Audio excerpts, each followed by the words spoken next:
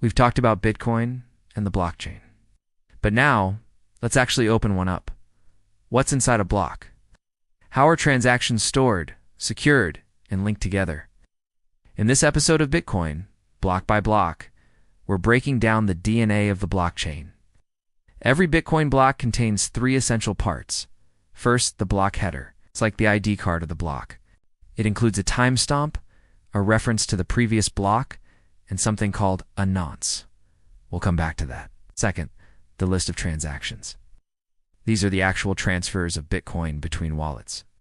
Third, the Merkle root, a special cryptographic summary of all the transactions in the block. It's how the blockchain ensures everything stays tamper-proof. Each block contains the hash or fingerprint of the previous block. This is what links blocks into a chain. If someone tries to change even one number in an old block, its hash changes, and the chain breaks. That's why Bitcoin's blockchain is so secure. It's a continuous, unbroken record that can't be changed without massive effort. Remember that nonce we mentioned? It's a random number that miners are trying to find. Why?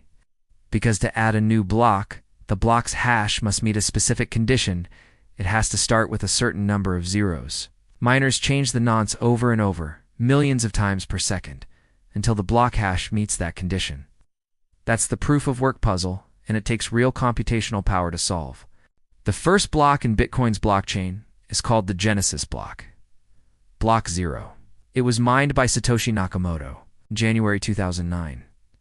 Fun fact, it contains a hidden message, a headline from the Times newspaper, Chancellor on brink of second bailout for banks. A powerful statement. It's a hint at Bitcoin's purpose. One of the most revolutionary things about the blockchain. It's public. Anyone can view the entire Bitcoin ledger going back to the very first transaction. Want to see a $1 billion transfer? It's right there. That level of transparency is rare in traditional finance. And it's one reason Bitcoin earned the nickname the Truth Machine. So now you know what's inside a block and how blocks form the backbone of Bitcoin. In our next episode, we'll look at something Bitcoin doesn't have: a leader. What does decentralization really mean? And how does Bitcoin operate without a CEO or a headquarters? Subscribe, and we'll keep stacking knowledge, block by block.